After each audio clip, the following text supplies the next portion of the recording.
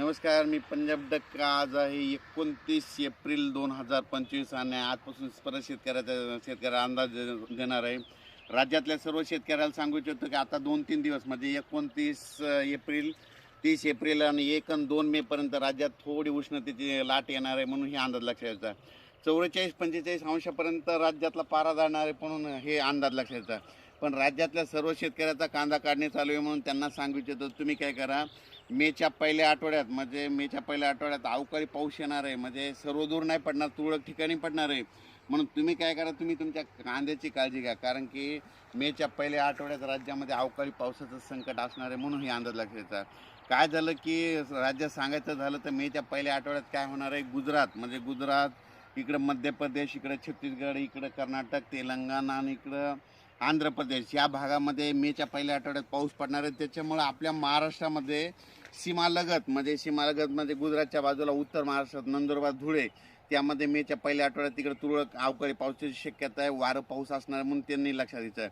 त्याच्यानंतर जळगाव जिल्हा मध्य प्रदेशकडे पाऊस पडणार आहे. त्याच्यामुळे मेच्या पहिल्या आठवड्यात त्याच्यामुळे जळगाव, जामोद, बुलढाणा जिल्हा, अमरावती, अकोला, वर्धा, नागपूर, भंडारा, गोंदिया, चंद्रपूर या भागामध्ये अवकाळी पावसाची शक्यता आहे म्हणून मेच्या पहिल्या आठवड्यात हे अंदाज लक्षात द्यायचा. त्याच्यानंतर तेलंगणात देखील अवकाळी पाऊस पडणार आहे मेच्या पहिल्या आठवड्यात. त्याच्यामुळं तेलंगणाच्या सीमालगत नांदेड, धर्माबाद, त्याच्यानंतर नायगाव नरसी या भागामध्ये, त्याच्यानंतर देगलूर, सगरोळे या भागामध्ये अवकाळी पावसाची शक्यता आहे म्हणून त्यांनी देखील लक्षात द्यायचं आहे.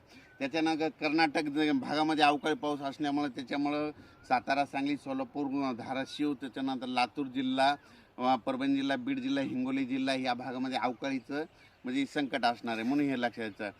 त्याच्यानंतर कोकणपट्टीमध्ये देखील मेच्या पहिल्या आठवड्यात अवकाळी पाऊस असणार आहे. त्याच्यामुळे पश्चिम महाराष्ट्रात तुरळक ठिकाणी अवकाळी येणार आहे आणि योगायोगानं पश्चिम महाराष्ट्रातलेच कांदे काढण्यात चालू आहे म्हणून त्यांनी काय करायचं, 2 तारखेपर्यंत तुम्ही कांदे काढा आणि झाकून ठेवा, कारण की 3-4च्या नंतर राज्यात वातावरण खराबच होणार आहे म्हणून हा अंदाज लक्षात.